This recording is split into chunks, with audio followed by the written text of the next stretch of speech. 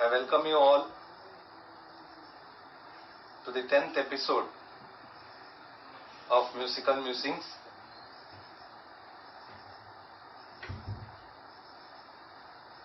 Today, my guest is Pandit Dr. Aneesh Pradhan ji. It's actually very difficult to introduce Aneesh ji because he is a musician, all of you know. He is one of the great tabla players that India has today. He is a researcher, he is an author, he is a composer, he is a curator, he is an entrepreneur, he is a bandishkar, he is an artist, he is a guru, he is a performing artist, he is a guru, he is a columnist.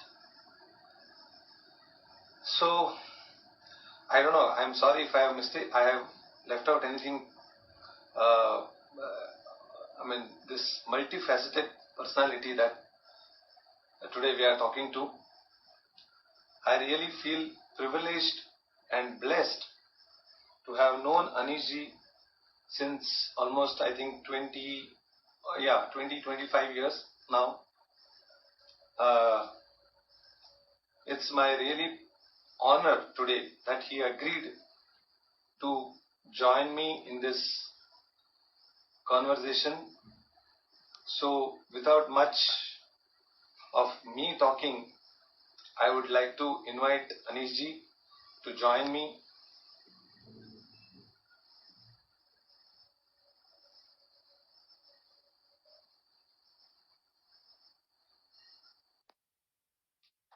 Yes, Vignesh, historian. Yes, he is a PhD in history, correct. Yeah, thank you. Namaste, Aneesh ji. Namaste, Dhananjay. How are you? Yeah, I'm fine. How are you? Wonderful. Very. So glad that you joined today this conversation series. Thank you for inviting me for this session. Thank you. It's my honor. It's really my honor that you have agreed to come on my show. As you know that I gave a small introduction about you. So, considering that, do you think 24 hours a day is less for you? 24 hours is less. I'll tell you why. Because I've still not been able to fit in stand-up comedy, but I'm trying. No, I feel, knowing you since so many years, I feel you will be a very good comedian because you are a very jovial person. I have always seen you, smiling and cracking jokes. Even in the serious. Yeah. I'll tell you a secret. Once somebody was working in our home, and I was much younger then. I was looking at myself in the mirror, and so she said, "Aneesh, tum filmon mein kyun nahi jate?" So I, this false humility, I said, कि मुझे कौन hero का role देगा? So she said, hero के लिए नहीं, comedian के लिए. So because I know you are very jovial, even in the serious moments in green room when Shubhaji is tuning the tanpura or even any other artist. I mean, you are always. I mean, it's so good. It lifts the spirits and reduces the stress level before going to the stage. Yes. It's really wonderful. Aneesh, I would like to begin by asking about your father, Sri Vasant Pradhan ji, who was a freedom fighter. He was like, like father, like son. He was a multifaceted personality. Yes. He was a journalist. Yes. He was a trade unionist. Yes. I just read that your sisters, one sister is a jurist, if I am not mistaken, and one sister is a scientist. I mean, such a highly academically qualified family, then you are also a PhD in history.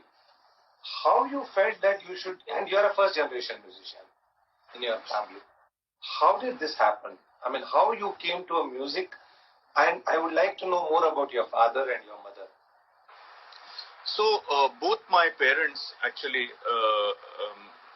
they have had very liberal views about all of us siblings, how we should decide what kind of path we should take. As you said that my father was a journalist and multifaceted person. Also, my mother was a lawyer, and she was also she also took part in trade union movement and in politics, student politics. So both have had very active public lives. So naturally, some way or the other, that rubbed off on all of us, and and so they encouraged us to follow our passion. So my sister was into law. First, she was a practicing lawyer, and then she became a judge, and she retired as the acting Chief Justice of Calcutta High Court. And my other sister, she's in the States. She works at Yale University. She's a scientist. So yes, so it's a bit of a maverick family, and so but that kind of makes it very exciting because it gave us a lot of topics to exchange ideas about, and we continue to do that to this day. How did you come to music? Because was there any influence in the house, like your parents listen to music or something like that, or you inspired by that? Yes. My mother was particularly instrumental in pun unintended in bringing me closer to music. My sisters have also studied music. They have studied violin, Western classical violin, and one of them also studied sitar. And my mother had taken training as a child in vocal music and few lessons in tabla as well. And she came from a family which patronized music. So we used to have very well-known musicians come over to her place to teach music. For instance, Anjani Bai Lolekar. Yes. Then Pandrinath Nageshkar ji, Shripad Nageshkar ji. So they knew my maternal side of the family very well because they all lived in Girgaon and at that time. So yes, and so I think at a very early age, I was 6, and I was at that time very interested in vocal music. Interested means I used to sing, with the radio going on, and so a family friend of ours, he advised my parents that take him to a music class and get him formally trained. So that's how my parents took me to my Guruji's school, which was then called Arun Sangeetale, very close to my home at that time. It used to operate from his home. So we went there, and then they advised my parents that maybe I should start with tabla and then move to vocal music, because as you know, the voice changes at puberty. So, but then I stuck to tabla, and I was so passionately interested in the instrument that I continued with that. So what was the age when you started learning tabla? 6. I started at 6. Yes, and of course for the initial few years I was in a classroom situation, learning with many other boys of my age or older, and then much later I graduated to accepted as a disciple by my Guruji, Pandit Nikhil Ghosh. Then after a few years of training under him, then he accepted me formally as a Shagird through the Ganda Bandhan ceremony. Yeah. And then I continued studying with him till the his last days. You have learned from Pandit Nikhil Ghosh ji. Like how was, as a guru, how he was? Like was he strict, or was he like you are now? Was there a kind of liberal views in him also, which transformed to you? Would he allow you to listen to other musicians, tabla, or would he allow you to go to some vocalists just to accompany them and understand the accompaniment techniques? Now, how was that talim was? So I have to say that there was a huge generation gap. Mostly I was always in awe of him. And also, if you have ever, I don't know whether you have seen him in person or you probably have seen some film recordings. So he had a certain kind of personality, which automatically you felt a little overawed. But as a teacher, I'm very fortunate to have inherited compositions from his rich repertoire of compositions spanning so many gharanas, Delhi, Ajrada, Lucknow, Farrukhabad, Punjab. So that gave me a wide spectrum to study from. Also, he was very sure that he wanted me to be what he called a complete musician. So not just a soloist, but also accompanying vocal music, instrumental music, dance, and to have an interest in the melodic part as well. And so right from a very early age, he insisted that I should visit his home every day to be in a musical environment. And I used to accompany his children. And so I was exposed to accompanying skills from a very early age. And also there used to be sitar class and vocal class. So I had an opportunity to request the teachers there to allow me to accompany in the class as well. So that gave me an opportunity in that direction. And later on, of course, as I moved, I was listening to a lot of music through my student days. Once I went to college, then I was moving more freely. And as you know, there were so many music circles. Now, of course, the music circles are unfortunately not doing so well because of the challenges that they're faced with, financial challenges. But at that point, there were quite a few and very reputed ones. And they used to be chock-a-block full, So I used to visit these music circles and listen to a wide variety of musicians, vocalists, instrumentalists. So not just tabla, that was of course I mean, as well as something that my Guruji also encouraged and was very keen that as a student of tabla, you should not only be listening to tabla. Very often that tends to happen. A vocalist will only listen to vocal music, and very often you narrow the listening to only your gharana, then only your guru, and then you narrow yourself, the focus to listening only to yourself. So he was very sure I should not follow that path. And as a result, I always attended many concerts. And what was wonderful was that after I attended a concert, he would ask me, "What have you heard in the recent past?"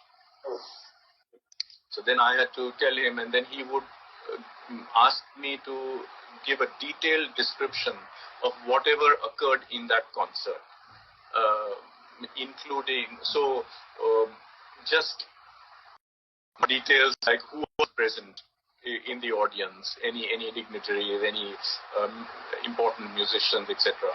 What time did it start? Just simple things, To what was the repertoire performed? Then if it was a vocal recital, what rag, what bandish. So I had to make a mental note of all these things. So automatically my observation of all these matters improved a great deal, and slowly the ability to not just report matters but also to analyze for myself what was happening on stage, myself from those lessons. So that really helped me in the long run, and it has continued to help me even to this day. Because listening, what you learn from your guru is one thing, but what you learn from your own exposure to all these influences is so much more. And then as a tabla player, for instance, I'm accompanying you or anyone else, So I'm constantly learning from you as well. So that has enriched me a great deal. I think that humility has brought you till here, Aneesh ji. No, that is a reality, actually. That's really great of you. I'd like to ask one last musical question related to your talim and all. Then I want to move to other topics, because you are one person whom I can speak to about those topics. Yes. You are really vocal and you have your strong opinions about it. So before that, I would like to wish everyone a namaskar and for joining us on this show. I'm sorry I can't wish each of you individually, but thank you very much. And also, particularly your father, I just saw that he's also joined us, so very kind of him. Yes. Yeah. So the question is,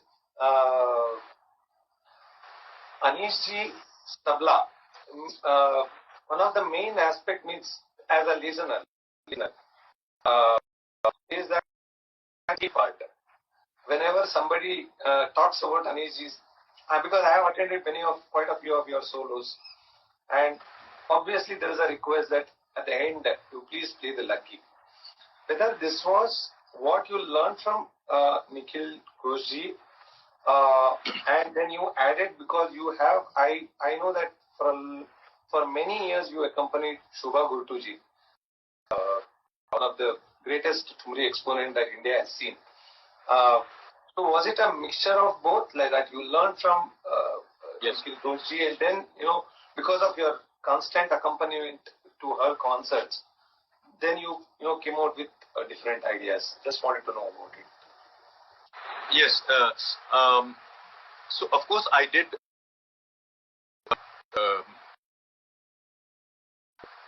the procedure of how you play Laggi in a Thumri, after the Antara, or then how you establish a ground or Zameen, and then you go to double speed, and then you make varieties, etc., etc.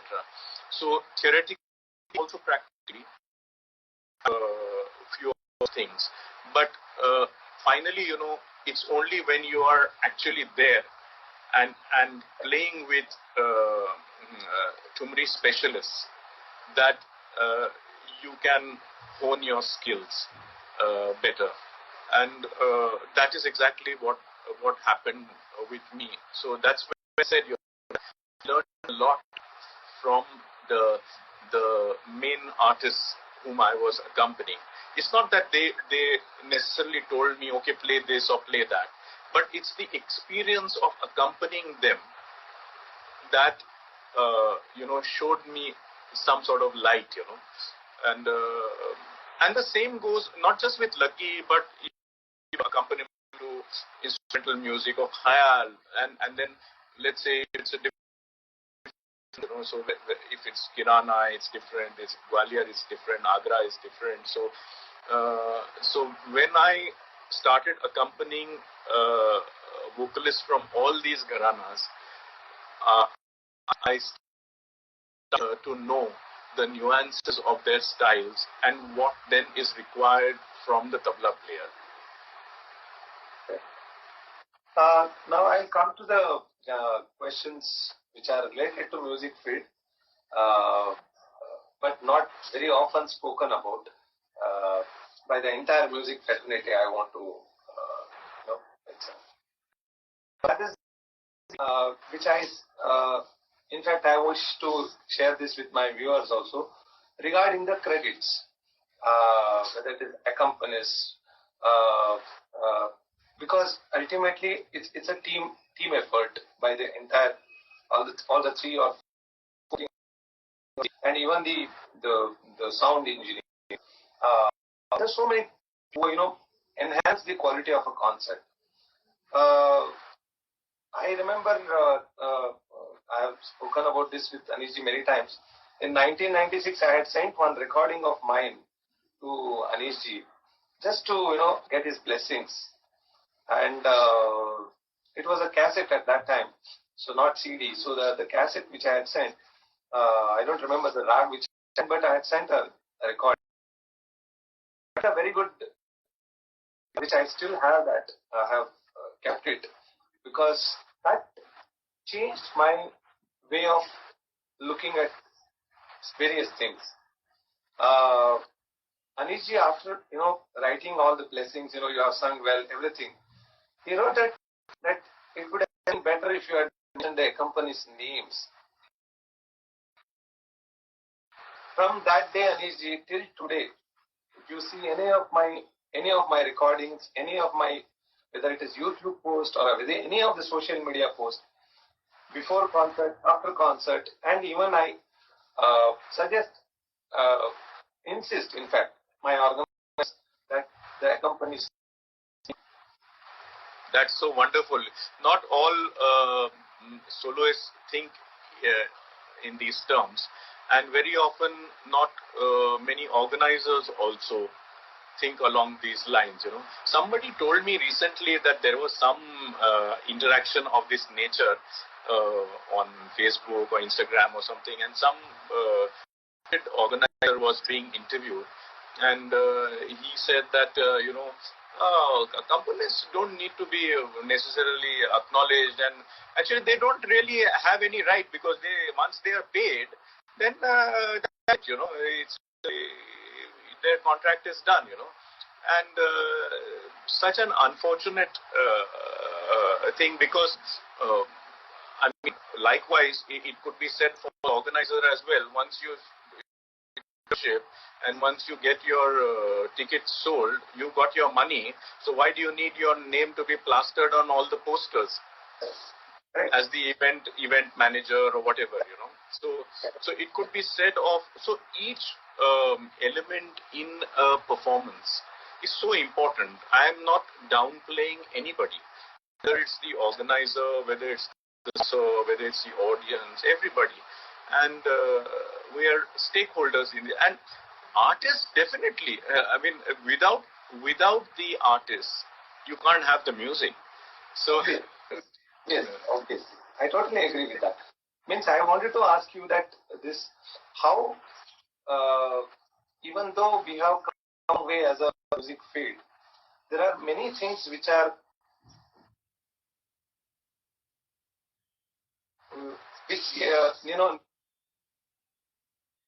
need lot of introspection among the musicians first, rather than telling whether it is organizers or audience. even among the artists, I see many times even record, they don't mention whether it is in the. I mean, it's so unfortunate that the accompanists have enhanced your music. If that is the case, then they can as well put on the iPad and they can perform. Yes. No accompanists required. They can even not even they can't. They need not even acknowledge the presence of iPad because people will correct. So how do you think change can be brought in? Because even the young who are watching this, maybe afterwards also after this interview is over, how we can bring this change among the musicians? I think we have to create an awareness, and the best way of creating this awareness is the next generation. And who better can teach the next generation than the gurus themselves? And not only gurus but music institutions or these music circles and other organizations which are so active for so many decades in this field. So if the seniors change their ways, then automatically this will affect and favorably affect the next generation. So I think you can't just expect the young people to suddenly wake up one day and decide, oh, now we must do this. It's a process. It's like a child and the parents teach the child. So likewise, it should happen in the field of music as well.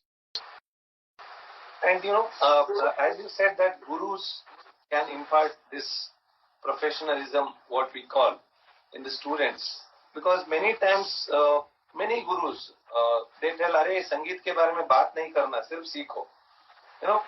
This is one of the important part where to acknowledge the contribution of your co-artist. As many times Shubhaji and your co-artist. Ultimately, but actually, Dhananjay, even if you say that उसके बारे में बात मत करो or don't articulate or don't theorize about this, but even practically speaking, I mean, it's so logical that without the tabla and harmonium and sarangi or tanpura players or whatever, you can't do the music. So it's as logical as that. So once they are part of that team, then you need to acknowledge the team members. As simple as that. It doesn't require some heavy-duty science to understand this. Correct. And the second thing which I wanted you to highlight upon is the copyrights, where I have, as you know, that my father runs an organization in Bangalore. Yes. Yes.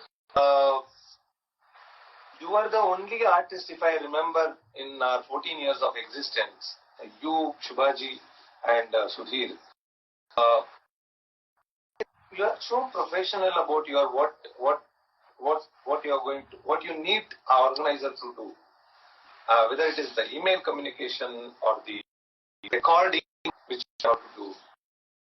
Nowadays, it's very difficult to stop, recording of concerts because organizer may agree not to record, but because of these mobile phones, anyone can sit and record, and maybe after 1 year or 2 years, he can just put it on YouTube and garner 35,000 views and make money also out of it. So even this also needs audience perspective. Now I'm coming to an audience perspective. This audience. Elaborate on this. It would be helpful for everyone. Yes. Of course, one needs to take the permission of the performers before recording the concert.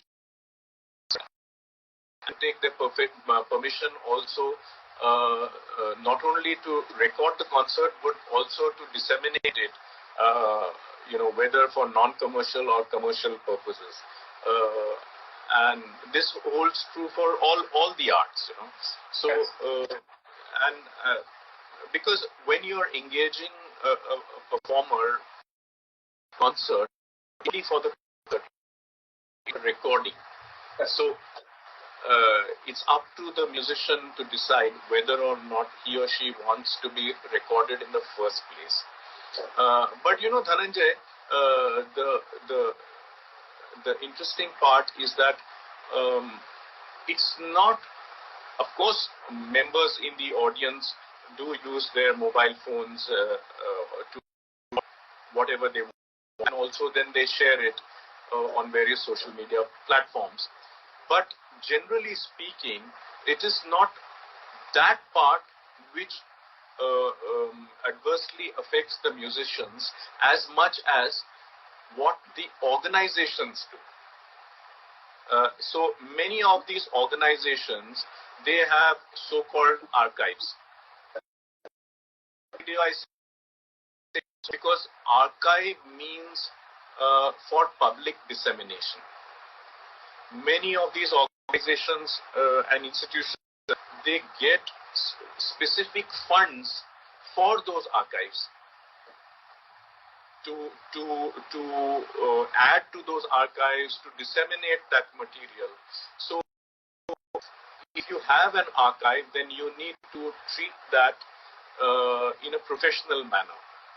So even the very, very reputed organizations, until very recently, they did not have any paperwork in place for taking adequate permissions from the performers before making that recording, and further then also disseminating it.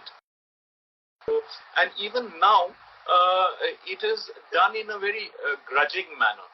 That it is almost like, you know, how dare you ask us? You know, it's our, you know, it is our right, you know, to it, you know. So, and very often, despite all email or communication, the organizers that do not record without our permission, we are faced with a situation when we are straight on stage. Suddenly we see cameras, suddenly we see microphones, which were not supposed to be there. And then, you know, you are thinking about a rag and tal, and there is material there. And then it creates a very bad vibe in a concert situation. So all this can be, you know, worked out if everybody is professional. I don't know whether you are aware, but the Indira Gandhi National Center for Arts in Delhi, IGNCA. So they have a project which was initiated in 2013, I think. It's called NCAA. National Cultural Audiovisual Archives, and they have around 26 partnering institutions across the country, and all these institutions have their own archives. So it was a wonderful idea that you get all these archives to send their material to this central repository. And from there, that material could be disseminated, you know, for public education. It was not going to be sold. It was going to be streamed.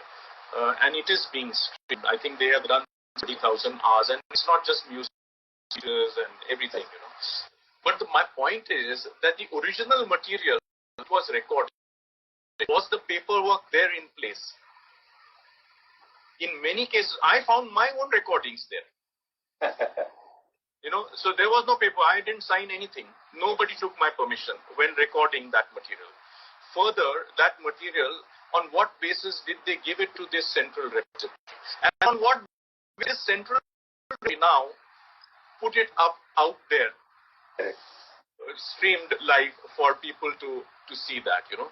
So and a lot of funds are involved in putting together all this, you know, framework. But the integral part in the performance, and you're not going to respect the performance and the performer's legal rights, then you have defeated the purpose. A contrary view of this is that okay, I'll ask the question first, then I'll ask the contrary view.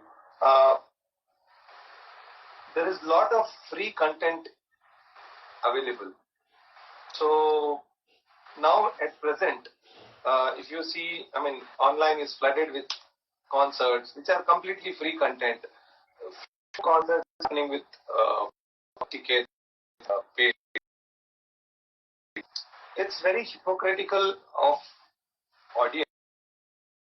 They say, "Wow, अरे तुम बहुत अच्छा कर रहे हो." Paying for the concert, they back out. Yes. A person and to sit on a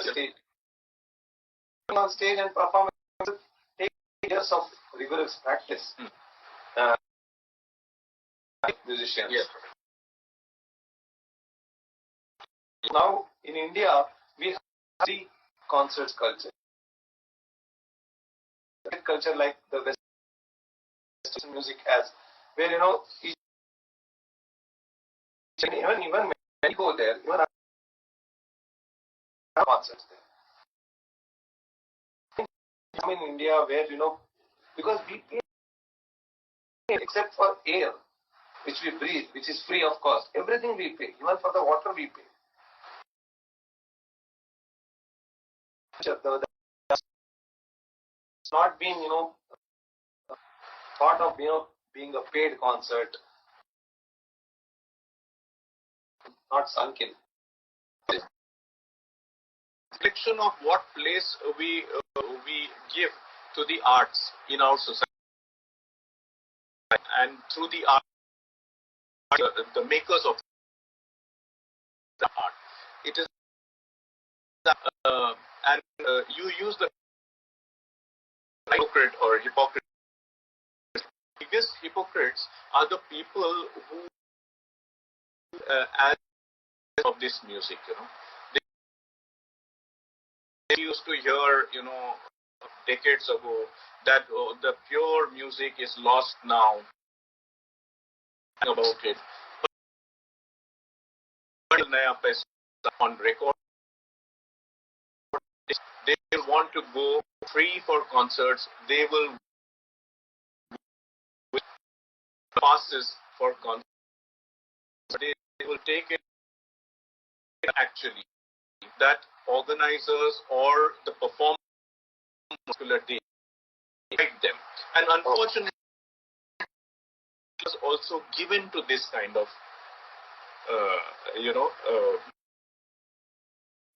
somewhere we need to call the shots. Our case, for instance, in this lockdown, decided was we have started a new initiative,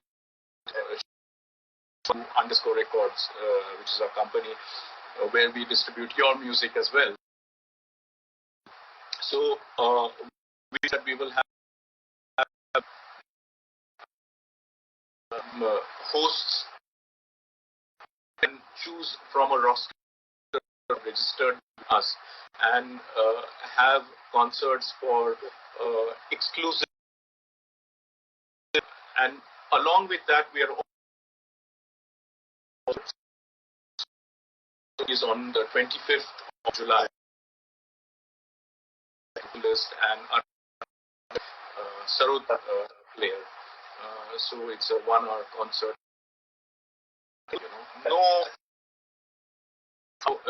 You want to listen to the music, you have to learn to value it. And say value, you have to set for that. So that is the way. And so artist always be considered as some, you know, if he's down in the doldrums, then if he is poverty stricken, the better he is as an artist. You then use it as being very commercial. I think also there's another group of artists who have found organizers who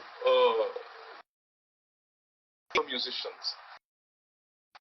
You and I, so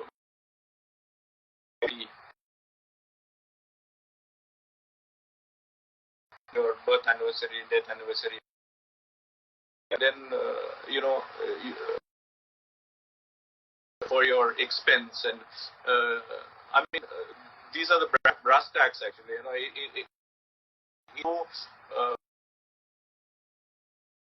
These are important issues, and audiences need goes on behind the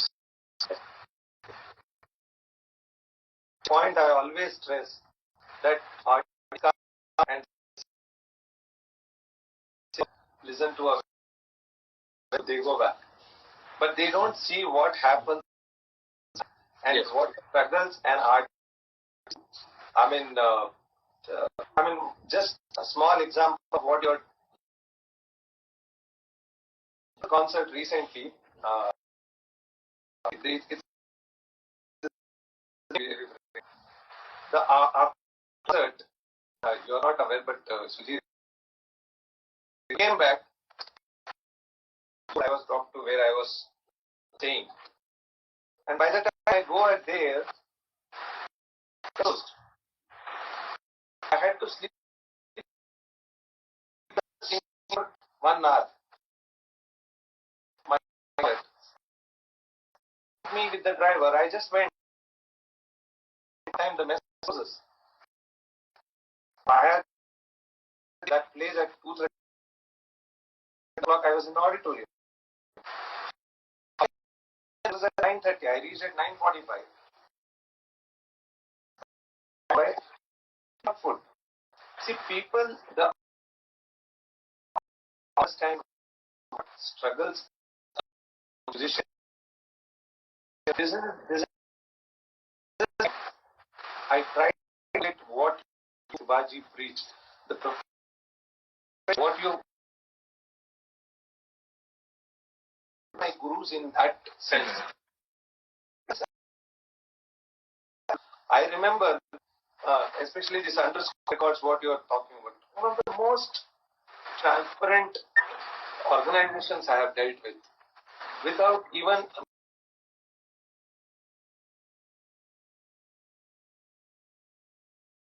sometimes I don't remember also it comes. And I remember, I would like to tell this to my audience, that Aneesh had called me one day. He said, you said that I am shooting one of the music direction, something you are giving to one film.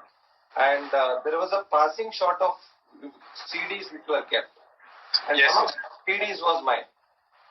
I mean, you asked me the permission whether I can put it on that. I was like, what kind of professionalism we need to follow? Just say it's a passing shot that just my CD will be there, that's all. I am not acting in that movie or anything. But you had that instinct to, call me and ask me. I was really, I'm really grateful to you for at least teaching me what a professional musician should be. I'm really grateful to both. No. Yes, thank you very much. That is very kind and generous of you. But these are, a lot of this is actually common sense, And Right. if we have empathy for each other, we can work much better, as a community. Unfortunately, we don't think of ourselves as a community of musicians. Correct. That is the problem. So we lead an isolated existence. And most of us are only bothered about. I understand that concert opportunities are important, but you can't be day and night thinking only about your own concert opportunities. You have to think of each other. You're living in society. So there has to be an exchange of ideas on a different plane as well. One more thing, you are telling about the community. As an artist, you have to think as a community. Do you think unity is possible in our field? Because everyone is so personally centric about him, his music, just thinking about what he feels correct. Here I want to ask you one thing, whether having two opinions is better than being judgmental. It depends. Different opinions. Yeah. No. Differing opinions are welcome actually, because but we should agree to disagree.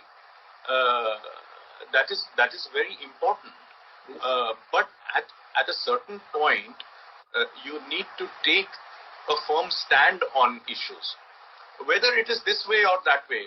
But you need to take a stand, and then you have to be publicly vocal about it. You cannot sit on the fence and sometimes I'm giving an example. Supposing something is going wrong with a particular organization, whether it's a music circle or music school or whatever else, and you have an opinion about that, okay, and you feel really strongly about it. You feel that no, this is incorrect what is happening, but then you choose to remain silent, despite the fact that people who you know very well in the community of musicians are being adversely affected because of that situation. Then I think it is wrong. So you need to speak up about that. And very often people say, oh, but I'm just a small musician, and if I say anything, then I will lose a concert opportunity. So finally, there is a risk about anything and everything. But you need to decide which path to take. Because why I asked you about unity, and you just said that there are sometimes organizations which even not just younger musicians like me or upcoming musicians like me, even established artists are really conned sometimes. I have heard about recent past one of the concert which happened in Mumbai, where I heard from different artists who participated in that program. They were not paid for months. Yeah, and they're still not paid. Yeah, they're still not paid. I mean, but nobody is able to come across. I mean, just at least talk about it. What happens? कौन बताएगा? Who will take me? Who will take me on? I think Aneesh's video is stuck.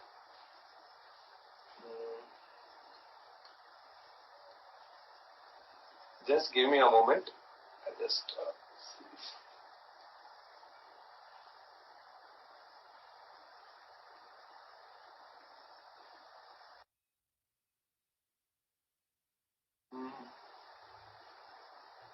okay, Aneesh is 1 minute. I will just add him once again. Thank you, friends, for being there with me.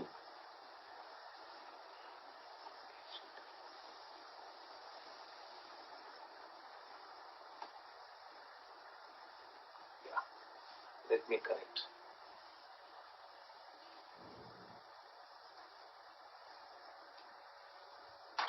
Yes. Yeah. Dhananjay, what you're saying is absolutely right. ऐसे प्रहार होते रहते हैं कलाकारों पर, and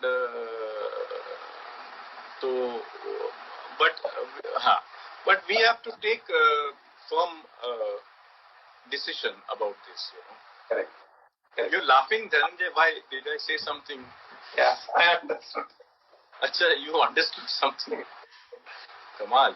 Okay, ठीक. बोलिए.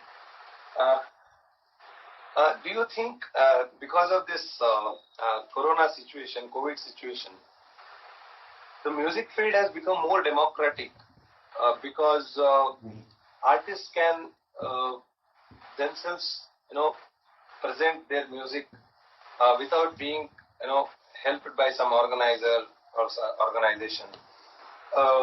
Whether it is free content or ticket concert, because I also did recently one concert on online, which was a ticketed. It's everything was done by me only. So I did a concert which is a ticketed concert. I didn't do it free concert. So do you think that the situation has become more democratic, where people can present their own music without being helped by any organizer or anyone else? So, situation has become democratic because of technology, not because of COVID. Because even before COVID, technology allowed us to share our music on various platforms, either for commercial gain or just non-commercial basis. And it's only now that because of the lockdown, many more people are exploring these platforms. The problem, as you rightly said, is that many of these are not ticketed or not paid for by audiences. So we will have to address that issue. And also, in the long run, if there are too many such things happening at the same time, then you're going to have very few viewers. So even if there are paid people who are willing to pay, but if you have 5.5 people in each session, it's not really going to help. Yeah. So there has to be some sort of concerted effort to plan out this. Yes, sir. Anish, I would like to ask you about you being a curator.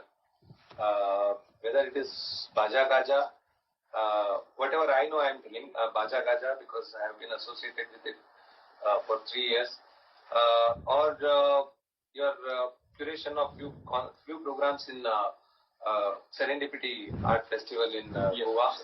Yes. How do you come across such ideas like Bandish Antakshari, which I also participated, or River Raga, which is very, very, very. I think River Raga is Shubhaji's. Yes. Not yes.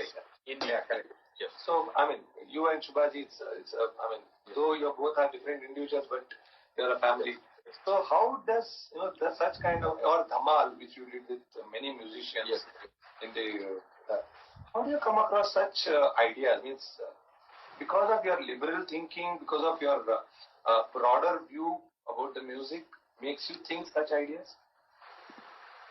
I think you have to be a little mad, So to think out of the box, but no, really speaking, it's to do with the exposure that we have received from a multitude of influences, So it's not that we are only listening to Khayal or Thumri or just Hindustani music.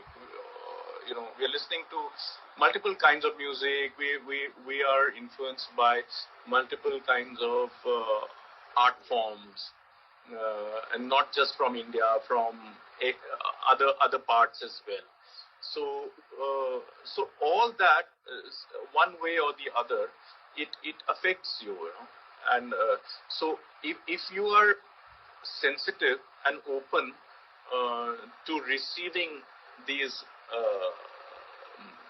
kind of influence, then it acts as an impetus for you, to take your creative urge forward. Another aspect which I want to talk to you is as an author. You have written a book about tabla, yes.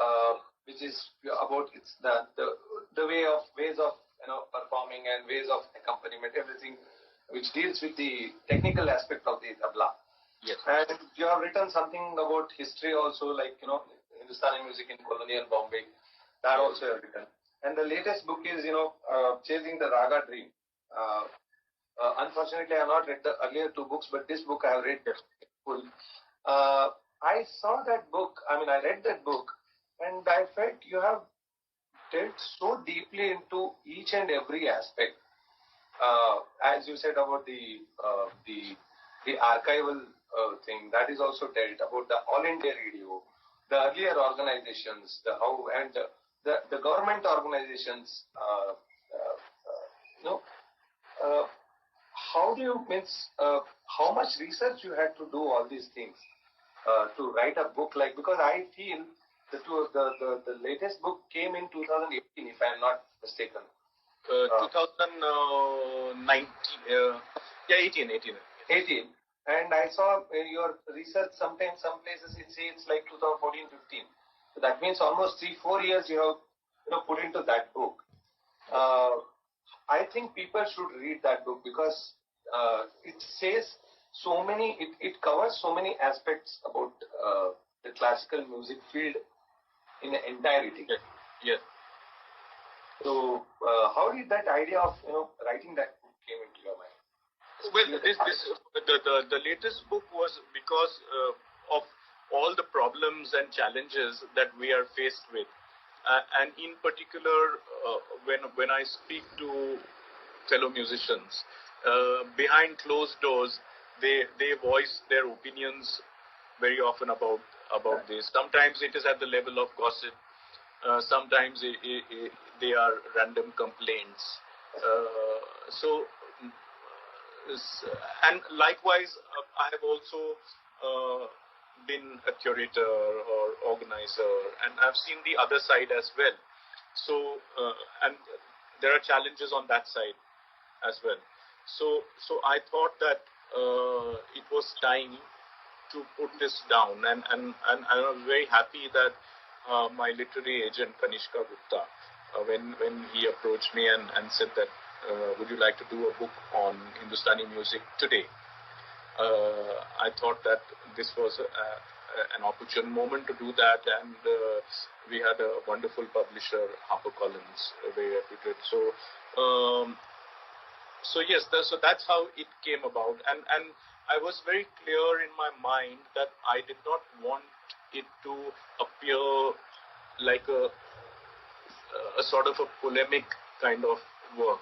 I wanted to give all the documentary evidence, what this one is saying, what that one is saying, whether on their websites, official websites, or in interviews, so that everybody can go to the original source and check for the veracity of the facts, the accuracy of the facts that I'm mentioning.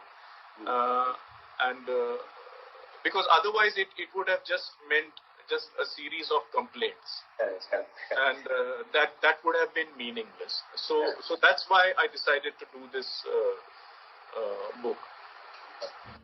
Aneesh ji, we are almost just a minute is left for today's wonderful conversation. Thank you so much for giving the perspective and guidance, in fact, to all the younger musicians about various aspects in the music field. And thank you for giving us time and explaining to us the requirements and the necessities for our artists to think about these points. Thank you very much, Dhananjay. It was very kind of you to invite me for this session, and I've really enjoyed every bit of it. Yeah. Thank you so much. Thank you to all the people who have logged in for this session. Thank you all viewers for watching this interview. Shubhaji, thank you. Shubhaji has just mentioned about very good questions. Thank you so much, Shubhaji, for watching this conversation. Thank you so much, and see you again next week. Namaste. Namaskar.